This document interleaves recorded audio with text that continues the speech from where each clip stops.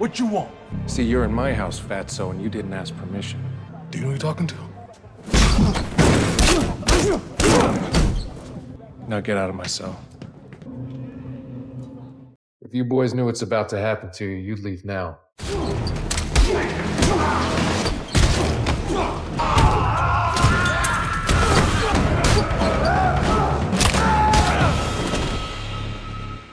So you just go wherever you want, whenever you want? Everyone's always jealous. The series begins with Jack Reacher, who is very tall, strong, and silent. He enters a small town called Margrave. I'm sorry, I'm not good at math. Take a 40% tip. Get your ass in the van. Tell me, baby. The hell you want, asshole? Listen, man, I'm just having a bad day.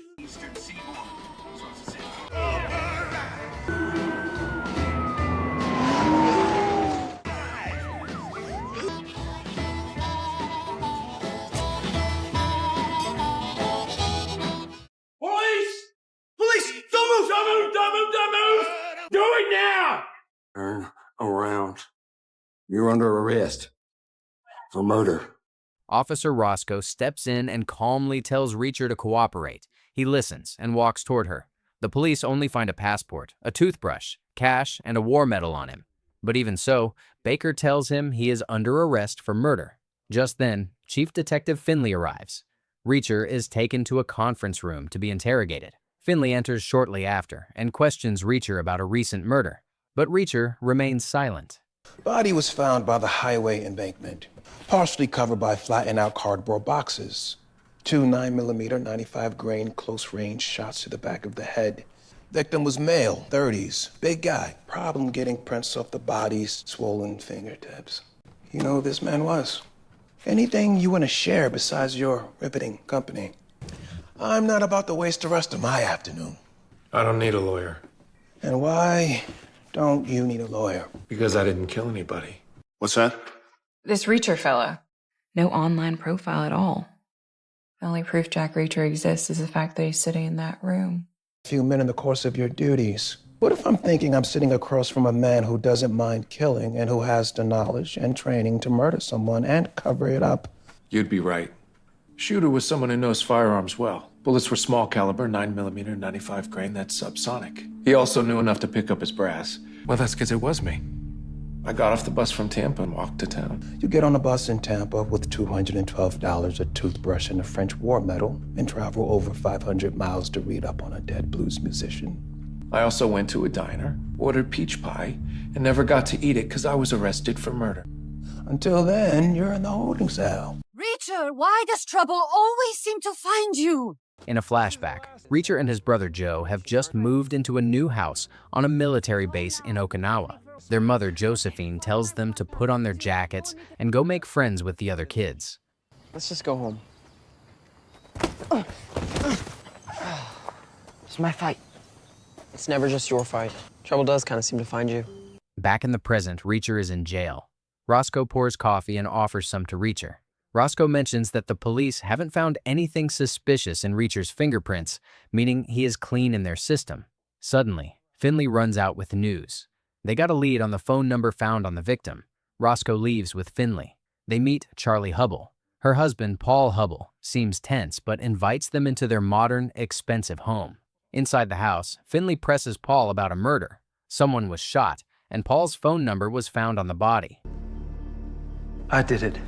I killed the guy. It was me. I killed the guy by the highway. What was his name? I don't know. You killed a man you don't know? Yeah, that's right. I told you I did it, okay?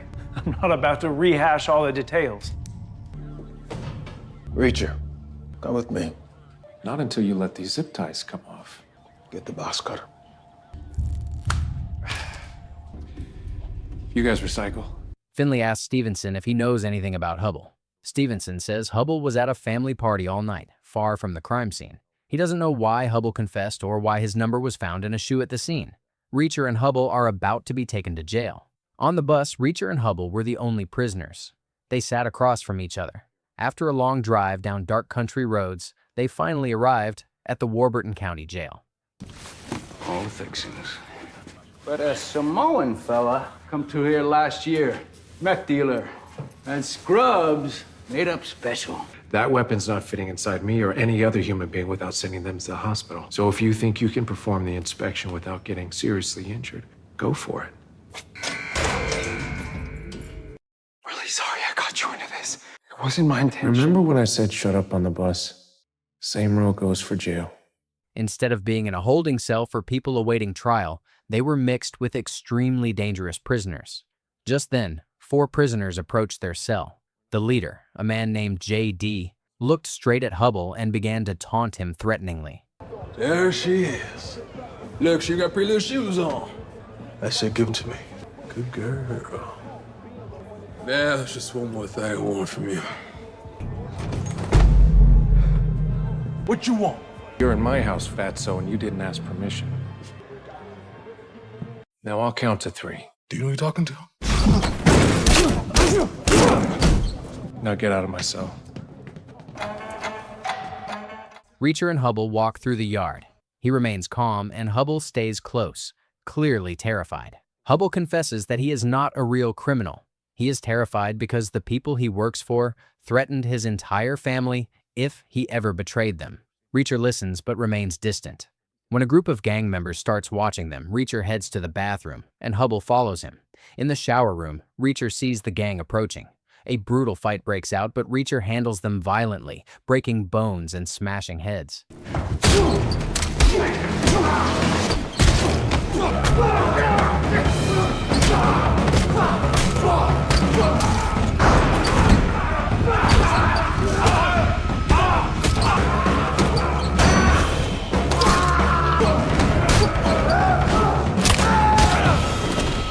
Let's go before the warden sees. Let's go, let's go. Anyone asks, you've been here the whole time. The next day, Reacher and Hubble are released. Outside, Hubble joins his wife while Reacher walks toward Roscoe. She offers him a ride. In the car, Roscoe shows him surveillance footage proving he was in Tampa at the time of the murder. She invites him to dinner, and without hesitation, Reacher says yes. But I'm gonna need some new clothes first. Don't you miss your family? They're all dead. Except for my brother, Joe. So you just go wherever you want, whenever you want? Everyone's always jealous. So I'll check out the town for a while. I'll see you in a bit. Don't go getting yourself arrested for murder again. Reacher enters a local barbershop, where the elderly barber Mosley is making a sandwich. Reacher asks for a shave. As Mosley begins to shave him, Reacher comments on how perfect the town looks. Mosley credits it to the Kleiner Foundation. While being shaved, Reacher notices the same black pickup truck parked outside. Kleiner Jr., known as KJ, is standing next to it, looking inside. His cousin Dawson joins him. Reacher wipes the shaving cream off his face and marches straight toward KJ and Dawson. Do you want to dance a Tom Burrito with me? Hell, I'll dance. I'm talking to you, Pee-wee. You want me to lead or? Reading something interesting just this morning about some charges brought against a Major Jack Reacher. We don't forgive as easily in Margrave. What's your back, Mr. Reacher? He arrives at the police station parking lot, where Roscoe and other officers are gathered. Roscoe tells Reacher that another body has been found nearby. Medical examiner Jasper explains the details of the second victim, an unknown man who was shot in the back of the head while running away. The first victim remains unidentified, with mixed dental records and fingertips swollen from an allergic reaction. Reacher studies the photos carefully, noting details like an oblong scar on the palm. He realizes the victim is his brother Joe. We were wrestling. I pinned him against the stove. I didn't know my mother had just turned it off. That's how my brother got this scar. What was your brother doing in Margrave? I don't know. Being smart with me? I'm being straight with you. Hell, no wonder Sharon left you. You keep my wife's name out of your mouth. You're messing with the wrong man, I'll tell you that right now. Do what I say, Reacher. Please. In the car, the mood is tense as Reacher stares out the window, processing the shock. He tells Roscoe and Finlay that he thinks his brother mentioned Blind Blake for a reason, and that he feels he has to do something about it. Reacher's tone turns cold and deadly. I guess I'll find everybody responsible and kill every last one of them. Reacher walks away angrily, ignoring everyone calling after him. They order Roscoe to go after him. Suddenly, he steps out into the street and is nearly hit by her car. He firmly states that he is heading to Hubbell's house and is prepared to use force to get the truth. Roscoe finally convinces Reacher to get into the car. They arrive at Hubbell's house and are greeted by his wife. Reacher tells her that his brother was murdered and that Hubbell's phone number was found on the body. Just then, her 2 young daughters enter the room, greeting Reacher and Roscoe. Their mother gently sends them to bed, while Reacher silently observes his surroundings. He then asks to use the bathroom, and she directs him through the kitchen and down the hall. Reacher and Conklin are finishing their visit at Hubbell's house. They thank Hubbell's wife for her time. Outside, Reacher's mood shifts. He tells Roscoe that something doesn't add up. First, the glasses. The attacker in the prison wore glasses. Reacher realizes the attackers weren't after him. They thought he was Hubbell. It's an agrimony burr. They grow in tall grass all around here. We call them hitchhikers because they stick on you and they go for a ride. Still some reason they were on his laces. I told Finlay the shooter was someone who knew firearms well, but it was more than that. A silencer on it, which makes even close range work inaccurate, but he got a kill shot. Shooter came through here, waiting for Joe. This area would have been darker. This is where he hid. Shooter wanted to be close. Maybe it was personal. Someone takes your life, it's always personal. What do you do for a living? Last time we spoke, he was working in Homeland Security. That's interesting. What department was your brother in? Don't know. Reacher decides to leave and find a motel. Roscoe offers him a ride, but he refuses. On his way, 3 drunk locals corner him in a parking lot looking for trouble. We just want to talk to you. There's 2 Sixers worth of empties around your car. You've been waiting a while. Well, it's the wrong day to ask me to humor your bullshit. Hey! You're about to get your ass kicked. No. What the hell just rolled into Margrave? After quickly dismantling the group in a short but brutal fight, he walks away unharmed. There has been another murder this time, Police Chief Morrison. When Reacher and Roscoe arrive, they see the scene is worse than anything else. Morrison was pinned to a wall with 6 stakes through his arms, 2 piercing near his wrist bones, and he had a slash on his cheek. Reacher thinks he came south looking for peace and quiet. But instead, he has found 4 dead bodies. Or maybe 5, if you include Hubbell.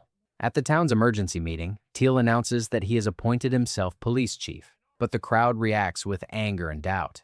Y'all had him in jail. Why'd you let him go? But Mr. Reacher has a rock-solid alibi. I have faith in Chief Detective Finlay. I have faith in our police force. Teal's trying to frame the Morrison hit as a revenge killing. Just set me off to chase my tail. You're one of those conspiracy nuts. Guys with the kind of money and power Kleiner wields are rarely angels. Give us cover while we work the real angles. Like Joe's rental car. I'll call you when it's set up. I don't have a phone. Get one. I'd like to offer my apologies for your arrest. My condolences for your brother. We'd be happy to keep you updated on the investigation. Just leave your contact information with the department before you head out. I'm not leaving. Back at the house, Charlie is scared, but trusts Reacher. With her husband missing, she needs to protect her daughters. When Reacher arrives, they are told to pack. Picard is on his way to take them into protective custody. Reacher gives her a burner phone and reassures her that this is what her husband would have wanted. She breaks down. Realizing the truth, Hubbell is probably dead. There is no time to mourn.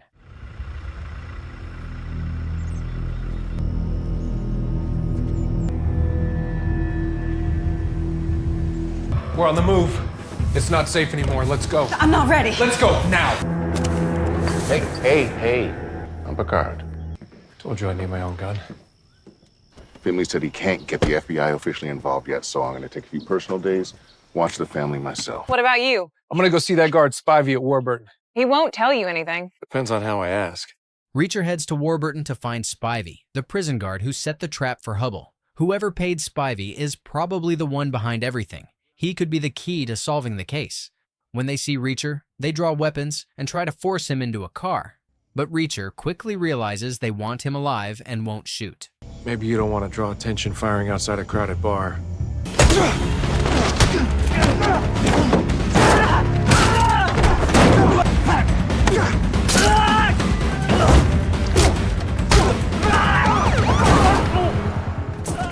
A nearby police officer appears, but the attackers disappear before they can be caught. Reacher returns injured but calm. Roscoe patches him up with superglue while they talk about what went wrong.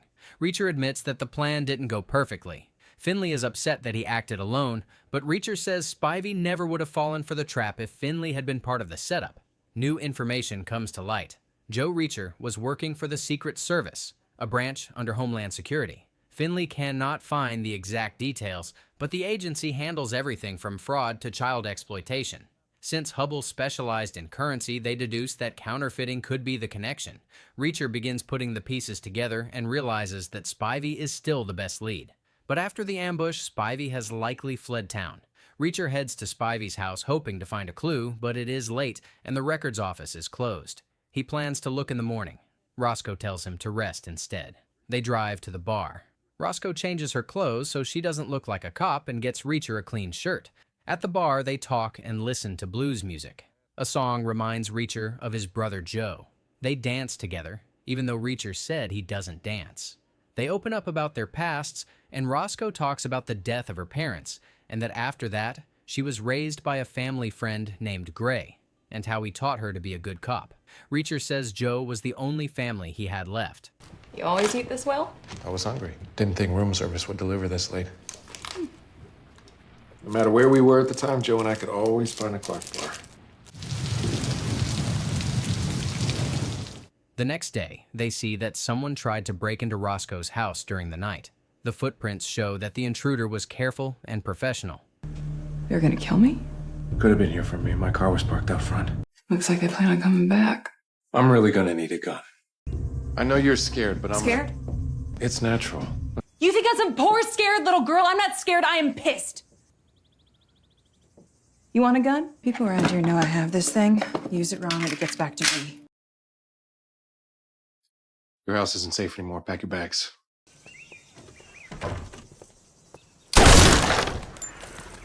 Never trust a weapon you haven't personally test fired. Finlay calls and says they have identified the dead man who was found with Reacher's brother Joe. Everyone rushes to the morgue. The medical examiner gives them the identity of the mystery man found with Joe. His name is Pete Jobling. He was a truck driver for a company called South Freight Shipping. The medical examiner says he had too much bad gas in his body, probably from breathing in car exhaust over the years. Pete was 43 years old, married, and lived in Atlanta. He had no criminal record, just a traffic issue in 2018. But something strange pops up. The law firm that helped him was very fancy, too good for a truck driver. That seems suspicious. Roscoe receives a call from the Secret Service. A woman named Molly Beth Gordon says she worked with Joe. At first, she is excited, thinking Joe is on the line. But Reacher tells her the truth. What position did Joe hold in the Secret Service? Director of the Office of Investigations. No, he assigned his current case to himself. Nobody knew about it. Was there a specific division of OI that Joe was heading up? He ran our anti-counterfeiting department. Joe told me that he put a stop to all domestic counterfeiting a while ago. I can try to get his files for you. Thank you. The hard copies only. Shouldn't I tell his superiors? Absolutely not. So we tell no one until we have a better understanding of what we're dealing with. You sound just like him. After the call, Finlay tells Jack that he was right. This is about counterfeit money. Hubble worked at a bank and handled money. That can't be a coincidence. Reacher and his team are still trying to figure out who is behind all the trouble in Margrave. Since Teal doesn't know they suspect him, they decide to play along and pretend they are doing something else. Roscoe will act as if she is just trying to catch the bad guys who broke into her house. Finlay will secretly visit a jail guard named Spivey, hoping to get more answers.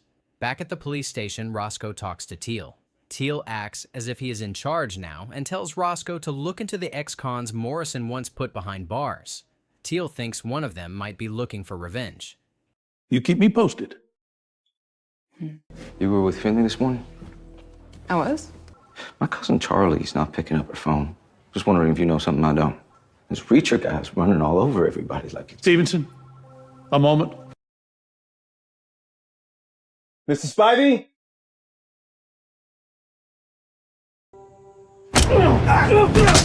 All the police! Wait! I'm sorry, what was your first name again? Brian. What was the date that delivery truck hit you? I made up a story so you'd see me. Now get me your file on Pete Jobling. Excuse me? Get out of my office. Pull up Jobling's file now.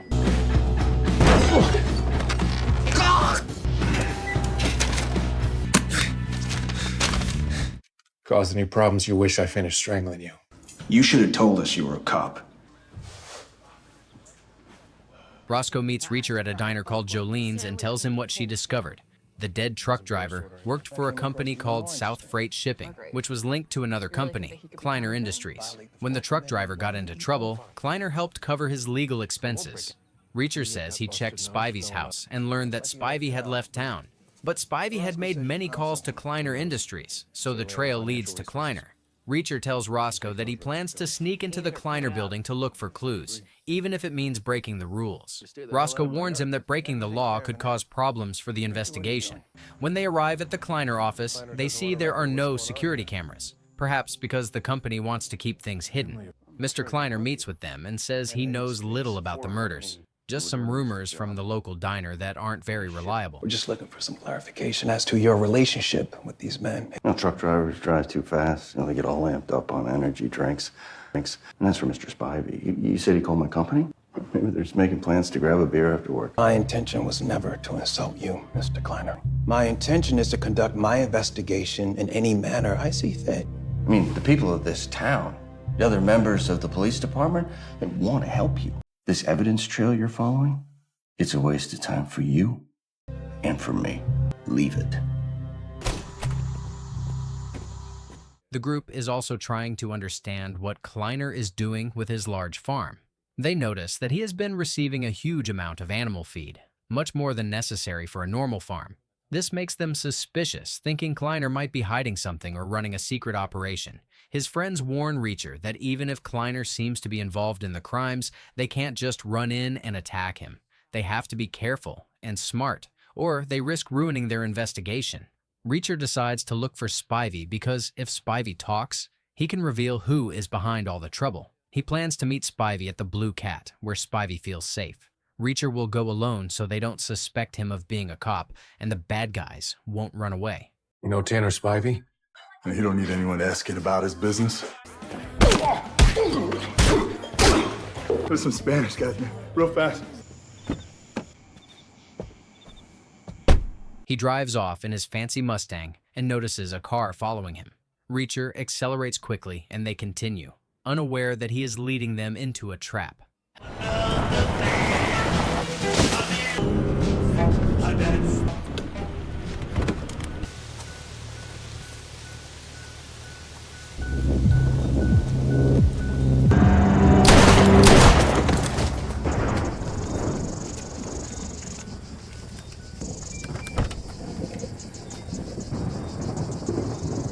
Finlay learns that Hubble hasn't worked at the bank for a year and has been lying to his wife. Then they learn about a burned car found near a quiet country road. They think it could be Joe's missing car. They set it on fire, using a strong chemical to destroy any evidence. But the rain came and washed away most of the damage. To find out if it really is Joe's car, they try to verify the car's identification number by cleaning the rust with ketchup and salt.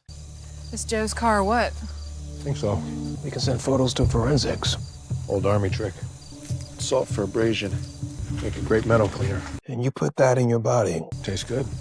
South Americans got to Spivey before I did. Found him stashed in their trunk. 7 bodies since you set foot in my town. They charged me, and they were armed. They decide to hide the bodies, instead of letting the police find them because they don't trust anyone else to control the investigation. Roscoe sees that the bullet wounds are in the back of the bodies.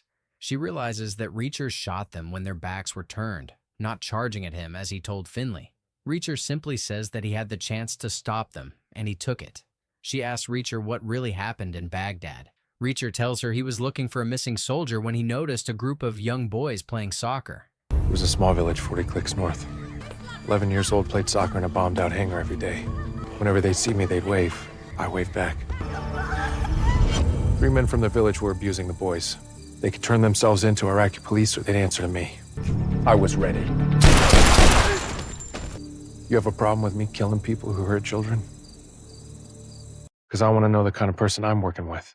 I guess I don't. Afterward, Roscoe remembers something strange. When she asked Mosley what business Kleiner was in, he said transportation, real estate, and chemicals. But he never mentioned livestock or farming, even though they had seen a large shipment of animal feed. They head to a hotel and ask for a room. Roscoe checks in using the name of Officer Eudora Welty. Reacher pays with the cash he took from the men they killed. They plan to visit Pete Jobling's wife early the next morning to learn why Jobling's killers also wanted Reacher's brother dead. Reacher warns Roscoe to stay alert and avoid staying in predictable places because snipers could try to take them out from higher floors. What are you doing? Unlikely event someone tracks us here. This won't keep them out, but it'll slow them down. What if a maid busts in? She'd be a very strong maid. I know half a dozen sharpshooters that could take us out on the 15th floor. Sorry for calling so late. I hope I didn't wake you. My flight lands at ATL at 5 p.m. Can't meet you there. Too many cameras at the airport. You two must have been close if you let him bore you with stories about me. Top to bottom, everyone respected him. A real lead by example kind of guy, you know. But he said you were a good man. You didn't take to people easily, so you must be special.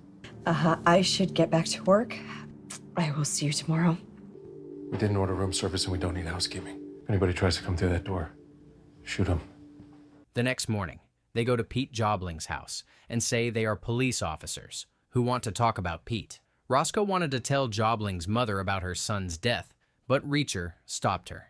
They explain that they want to ask about recent truck hijackings at the family company. She says they can go to Pete's wife's house for the investigation.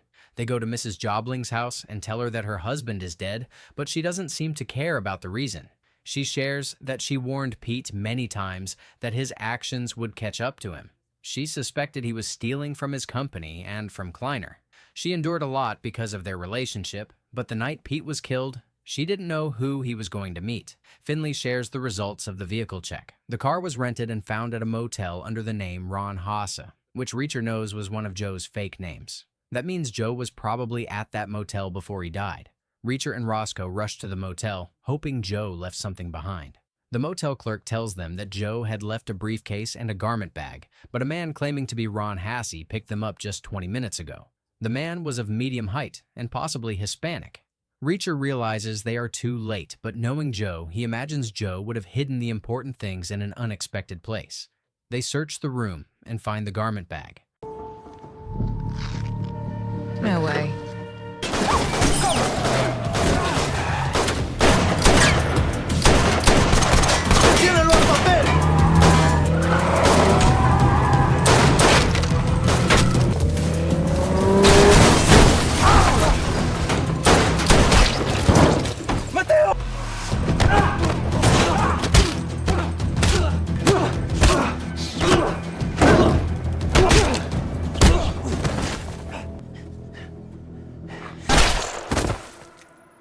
You made them follow you, because you had Joe's note. So you'd stay alive. I was thinking when Joe died, there was almost no one left in the world I cared about. And then I met you. Stevenson took the call from Picard, and Picard's called me at the station a few times over the past year. Finlay arrives and asks what they found. Reacher says they were attacked. They think someone at the police station leaked the information to the bad guys, maybe Stevenson. Finlay is surprised, but accepts that Stevenson acted strangely. They call the numbers. One is William Bryant, an economics professor at Princeton, and another is Stephanie Castillo at Columbia, but it strikes them as odd to link government agents to the crime. Roscoe is worried about going to Tennessee because Molly Beth will be arriving soon. Reacher calls Neagley, a trusted private investigator who has helped him before. Neagley agrees to help, and they plan to meet Molly Beth at the airport. But when they arrive, Molly Beth is not there, and Reacher feels something is wrong. Well, she must have missed us and walked right by. No one misses me when they walk by. We need to split up. You take the stairs, you take the elevator.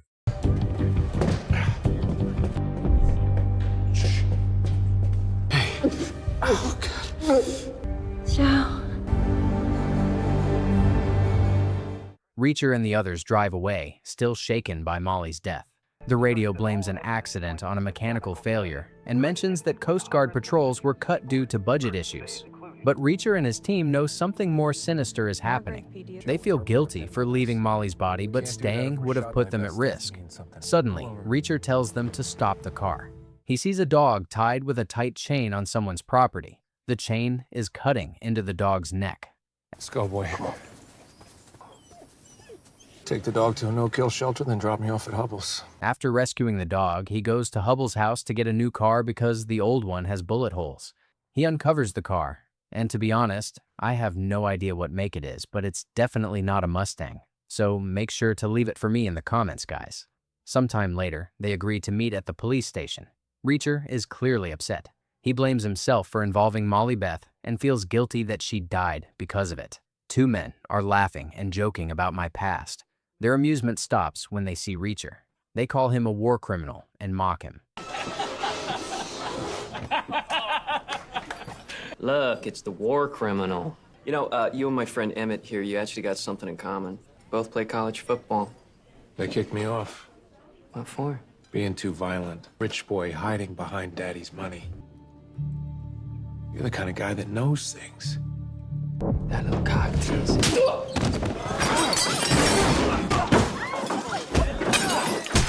I never liked you, Dawson. Don't make me prove. Put it down. Anytime you want to dance. Since the moment this man arrived at Margrave, you're a city boy. So you stop this nonsense already before someone gets hurt. Junior and the boys were just minding their own business when this guy came in and started tearing up the place. Roscoe, take Reacher outside. Roscoe is angry and shocked. She just found out that Teal fired her. Finlay promises Roscoe he will talk to Teal and try to fix things. Roscoe refuses to hand over her gun. Although Roscoe lost her job as a cop, she is not done investigating. They decide to follow Joe's plan to solve the case. But some clues, like the professors and the Memphis angle, are not helping. Jobling's workshop doesn't have anything useful either. The only thing left is to check Gray's files. Reacher remembers that Gray gave Roscoe a special weapon, a Desert Eagle, a year before he died. When they check the gun box, it is empty. Reacher finds nothing at his house or at the station. Then, Reacher remembers that Gray got his hair cut every week, even though he had very little hair, which seems strange. Later, the barber gives Reacher a message Gray left for him. Gray said he was proud of Roscoe and wanted Reacher to have this message if he ever came looking for it. Gray reviewed all the tax returns of the Kleiner Fund, which is supposed to be a charity. At the diner, the waitress tells Reacher what she discovered, but the money going out doesn't match the money coming in. The charity receives a lot of money but only gives it to a few local businesses and groups. Neagley found something important but cannot speak openly over the phone. She wants to meet Reacher for dinner earlier than planned because she doesn't trust the calls. They discuss the case of Jimmy Dupree Wilkes, an EPA investigator murdered at his home. They see that the cases are connected and dangerous. How's it going, big fella? 10 years together as special investigators. I know what you think. And you knew I'd come to a bistro because my mother was French. It's got the biggest sign. Let's go. I'll fill you in. I haven't eaten yet. JW on your brother's punch list was an EPA investigator named Jimmy Dupree Wilkes. Forklifts don't use silencers. Most don't carry guns at all. It's what they did to my brother. You're gonna kill a whole lot of people, aren't you? Already started. He and his partner are gonna take us to meet a CI, low-level hitman who might know who was hired to kill Wilkes. But the pollution seemed to hit hardest at Chester, Arkansas. So that's where we go. These people are connected and stone-cold killers. You know, given your size. Why are you so big? Genetics. Roscoe arrives with news that could mean another murder. They talk about Officer Gray's death. The undertaker said Gray had a cut on his head from falling while drunk. But now they wonder if Gray was actually hit by something else because the cut seems to have been made by a diamond-shaped object. The medical examiner zooms in on the injury and finds small cuts that match that shape. The investigation is becoming harder and more complicated. You pick up microlacerations, which can often show the shape of the object causing the injury. Kind of look like a diamond. Damn right it does. Miss Conklin, you come to clean out your desk? I'm gonna taser. But now they know you know something. I know that old bastard killed Gray. I gotta get you out of town. You can't show your face in Margrave now. Reacher, this is Officer O'Coin. They see that their files are incomplete and decide that the next step is to break into Kleiner's office after hours to find the evidence they need to expose the conspiracy. Although it is risky and there are no security cameras, it is an illegal search, but they feel they have no other choice. Meanwhile, someone finds a clue about who killed the EPA agent, investigating Kleiner, and promises not to go after Teal without help. Reacher and Neagley get a ride back from the police officers who helped them connect with the informant. Yeah. Already got a call from Stevenson saying Till wants a warrant out for Roscoe's arrest. Can't trust Stevenson. I lost it. No apologies, remember? Got a lead on a shooter who took out an EPA agent digging into Kleiner. When the time comes, I'll hold him while you hit him. Bye, Reacher. Bye, Roscoe. We get to the precinct, we'll go through the alias database. We'll look up Viking, see what pops up. No, we can't. And we draw your weapon. They showed me a video of them Draw cutting your weapon. balls. Wait. Don't. I'm gonna open the door up. I'm gonna shoot you real quick.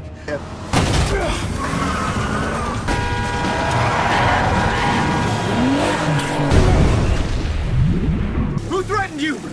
I don't know. I need a name. Take a deep breath.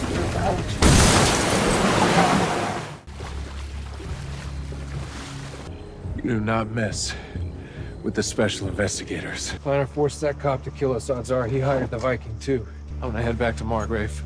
Do me a favor and walk away. From the guys who killed your brother and tried to kill us. See what I can find out about the Viking. Finlay is ready to break into Kleiner's office to uncover crucial evidence, hoping that something important will emerge from the shadows. Guess you're not pulling all the strings, huh, Kleiner? Reacher examines the photos Finlay managed to get of Kleiner's wounds. They realize that the way Kleiner was killed, using a brutal method called the Venezuelan butterfly cut, means the killers are probably from Venezuela. While discussing the case, Finlay receives a message from the chief, summoning him to the police station. When Finlay arrives, the chief informs him that the planner has been murdered and his body was found in his office. Finlay asks if the forensics team has arrived, and the chief confirms they are already there working. Finlay says he will go to the crime scene. Still think my dad's guilty, you piece of shit! Easy. Settle You went after my father for murder. Don't get in my office. And hold off going to the crime scene just yet, till things cool down. I'm doing you a favor. Picard takes Roscoe to Paul's wife's house and tells her that starting today, he will stay with her and look after her. He advises Roscoe that the place is safe, but warns her that if she ever senses any danger, she must take everyone and escape through the basement. After dinner, Roscoe is talking with Paul's wife at night when she suddenly looks out the window and notices a car in the woods. Roscoe immediately alerts Paul's wife, instructing her to take the kids to the basement and, as soon as she hears Roscoe's voice, run into the woods.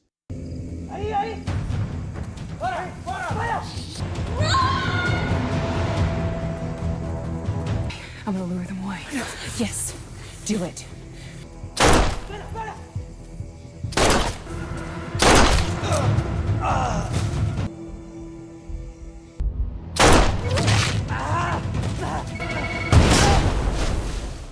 Then the scene shifts to Reacher and Finlay, who are still tailing the truck. After traveling some distance, the truck stops in front of a hotel at night, and Kleiner's nephew goes inside. Reacher and Finlay wait a while before approaching the truck. Reacher climbs onto the roof of the truck and tries to break through the top to see what is inside. Kleiner's nephew comes back out and checks all around the truck. After he returns to the hotel, Reacher breaks through the roof, only to find the truck completely empty, with no cargo inside. Reacher wonders why the empty truck is driving around the area. Finlay admits he doesn't have the answer. They decide to contact the two professors again, as they should have returned by this time. Reacher calls one professor, but the assistant informs him that the professor was murdered as soon as he returned from Europe that day. I'm his assistant. I was here working on a paper through the night. My condolences. Thank you. Professor Castillo, now do everything I'm about to tell you if you still want to be alive by the time I get there. Roscoe takes Paul's family to a diner.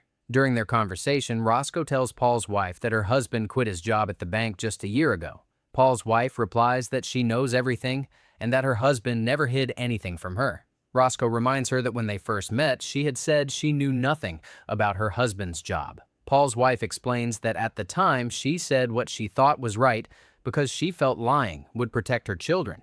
She then shares with Roscoe how her life was ruined, recounting how one day her husband received a call from Kleiner asking to meet. When Paul meets Kleiner for the first time, Kleiner tells him he has some work for people like him and wants Paul to join his company and work with them. He assures Paul that he doesn't have to worry about money because he will earn more than he can imagine. Paul asks how he can be of help, and Kleiner explains that he has many clients who handle large amounts of money and wants Paul to manage these transactions. However, Kleiner first wants Paul to visit one of his clients' sites with him. He tells Paul that if he likes the job, he can continue, but if not, he is free to leave. Are these all racehorses? Mostly retired.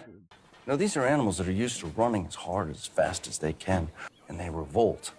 And then, one day, they just stop because they accept that they're trapped. They know there's nothing they can do to escape their fate.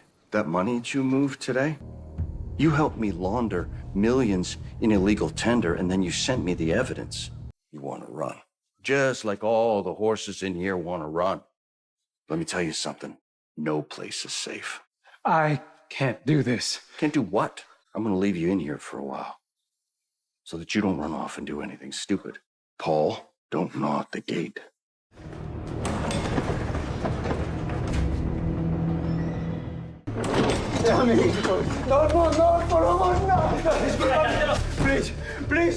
Please help me. Please, this is what happens to you and your family. Paul did what he was told, and they killed him anyway. As Reacher leaves the police station, he notices a man watching him.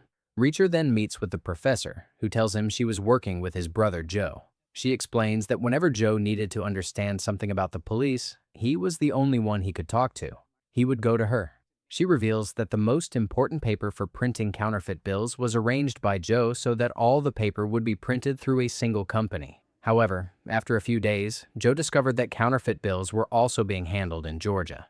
Reacher realizes they had misunderstood the situation the entire time. They thought the bills were being printed in Georgia and then distributed throughout the United States, but in reality, the bills are printed somewhere else and then brought to Georgia. You find out where they're getting the paper to do it, and you will stop whatever Joe is trying to stop. How are you going to take down whoever's doing this? Painfully. Major Jack Reacher, 110th Special Investigations, retired. My brother, Joe Reacher, worked in Secret Service. You can look him up. I need you to make sure she's protected until you get a phone call from me, and only me. Sure, yes, sir.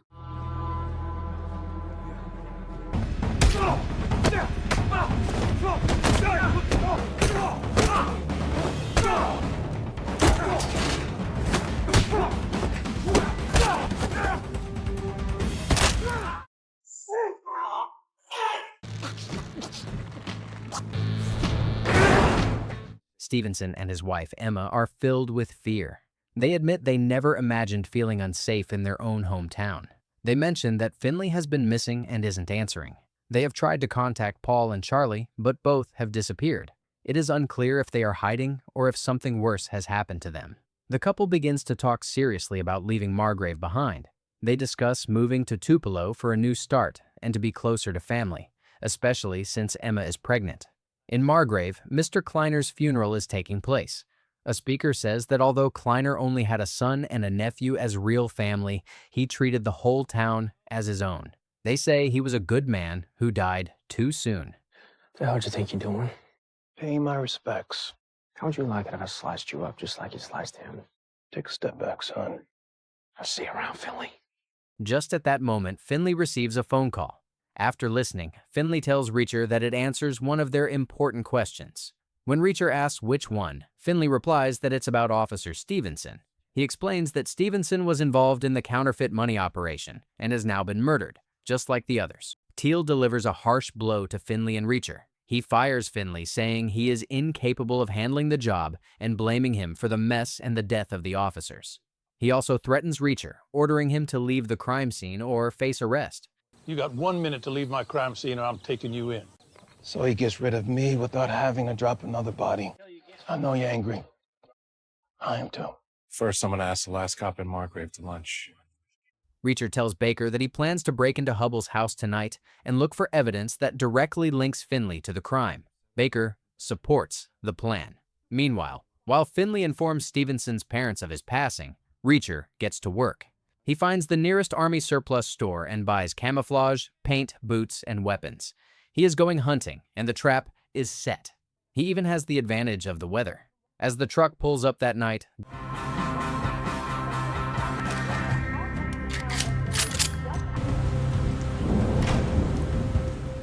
Dawson and other men step out dressed in those white latex suits.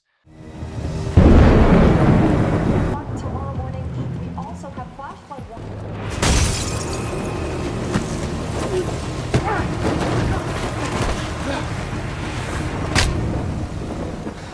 This video of his basement flooding, he says that his sub pump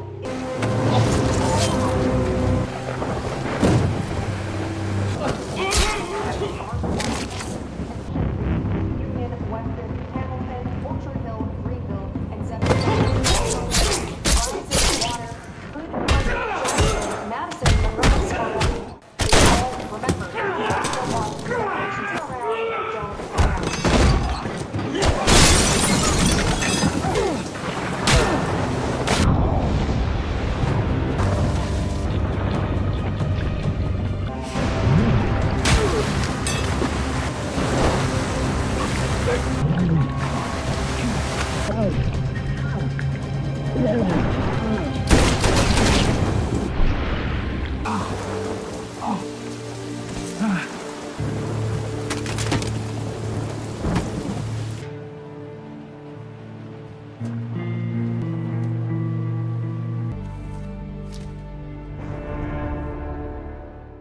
Suddenly, he understands the whole secret.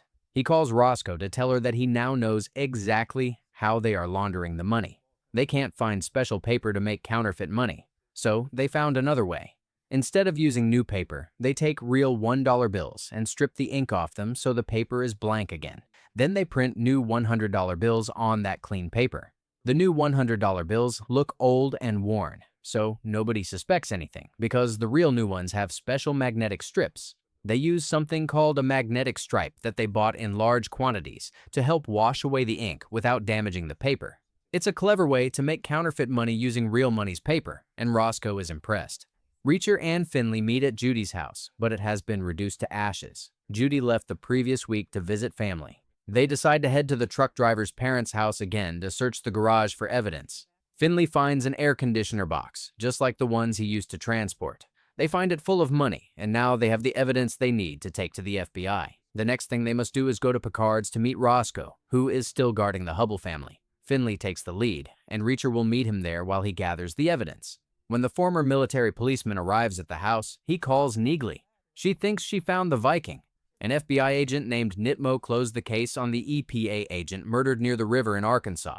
He said it was a robbery and that the man was spending more money than he earned. Nickname of the hitman hired to kill our EPA agent. But his old partner's still with the Bureau. We can question him. Picard. How the hell did you know that? Gotta go, Neely. Once he steps inside the house, he finds Picard, KJ, and Mayor Teal pointing guns at Finlay. Picard shows his true intentions by pointing a gun at Finlay's back. Where's Roscoe? Oh, my girl's doing just fine. No way you're letting them walk away from this. They know too much. Pretty sure they'll keep quiet after they watch what I do to their dad. You killed him already? He's on the run. But pretty soon, those Venezuelans are gonna give you the same necktie they gave your daddy. I killed my father. And so, I killed Joplin. And I killed your brother. You shot Joe. Dawson kicked him after he was dead. We'll make it look like the two crooked Reacher brothers were working with an out-of-town cop running drugs or guns to something nefarious. You're gonna take Picard to wherever Hubble's holed up and you're gonna bring him to me. If I don't get a call from you by 6 a.m. saying Hubble's in custody, you can't even imagine. Picard, now clearly a traitor, is ordered to watch Reacher and make sure he follows orders. Reacher does not resist for now. He stays calm and asks to make a quick stop to get a map and some time to think. Using a combination of clever thinking and an understanding of human behavior, Reacher figures out where Hubble is likely hiding. His reasoning is sharp and makes Picard uncomfortable. Picard begins to question how he can know someone so well, but Reacher remains calm and self-assured. Picard tries to maintain control by reminding Reacher that his voice is the only thing keeping Charlie and her daughters alive. Reacher points out that if Picard kills him, he will lose any chance of finding Hubble. More than 3 hours away, but still close enough, he feels connected to his wife and kids. You can't just steer into something and get inside a man's head like that. Coffee? Black? Thank you. You better be right about Augusta. Gotta say, you live tougher than I thought you were. Low tire pressure. Should check it out. Keep driving. You've been with me the whole time. Pull over.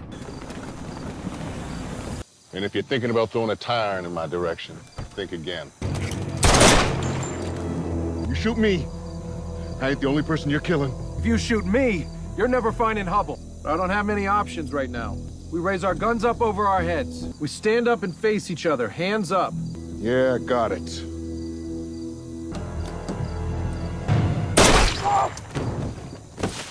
Find motels within 3 miles of Augusta bus station.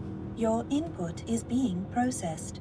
He knows Hubble would avoid using credit cards to stay hidden, so he must be traveling by bus and paying with cash. Hubble explains that he contacted federal agents because he sensed the operation was becoming more dangerous. Joe Reacher, using the fake name Mark Salas, was the one who responded to Hubble's tip. Hubble also discovered that Pete Jobling was stealing from the operation and put him in touch with Joe. Although Hubble hoped that helping the operation would protect his family, he now knows the Kleiners plan to kill everyone involved. Reacher realizes there is no deal to be made. Hey, somebody's texting you, buddy. Duck and cover. Tearing in like a total Terminator, And not to mention, he actually looks like one. You okay? I'll live. I can't help but see you're alone.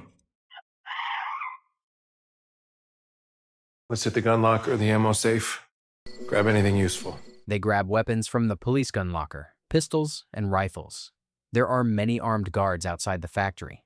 Kleiner Jr. expects Reacher to attack with guns, and that is exactly what happens.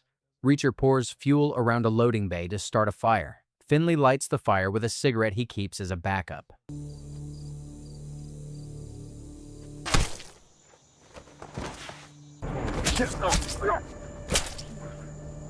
Your only job is to get your kids out of there. Don't let anyone stop you from doing your job. If I'm gonna die, I'm going to flavor country one last time.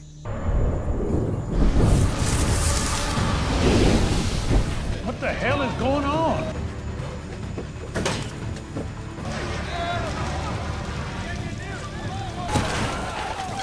Everybody in here now!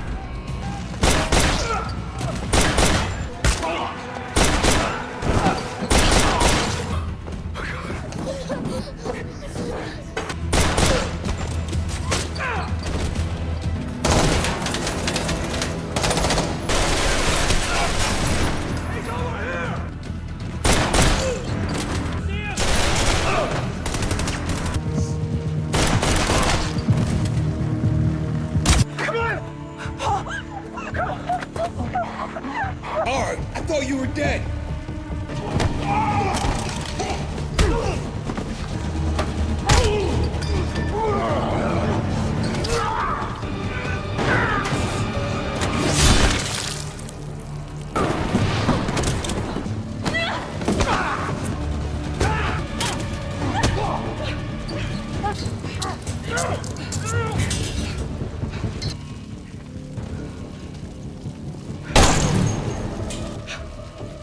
We gotta go get Reacher. He'll be okay. How do you know that? Because he's Reacher.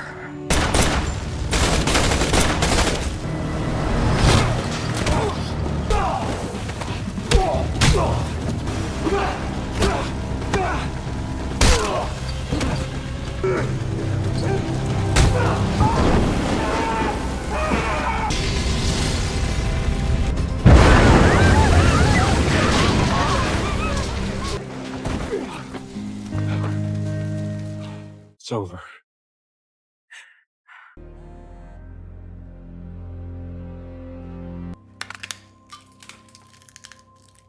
The state police and federal people ask questions about what happened in Margrave, but Reacher doesn't want to answer any of them. He is a drifter, someone who moves from place to place, and he doesn't want to stay or get involved in more trouble. He tells Roscoe that maybe she should run for mayor, and they share one last kiss. Finlay decides to leave too. He says he is quitting the police force and heading back to Boston. Before Reacher leaves Margrave forever, he visits the place where his brother Joe died. Their mother gave him their grandfather's war medal, a medal for bravery in the face of danger. Reacher buries this medal at the spot where Joe died as a way to honor his brother's brave effort to try to fix the world's problems. I hope you enjoyed the summary, and if you did, be sure to check out other fantastic summaries on the channel. And as always, thank you very much for watching.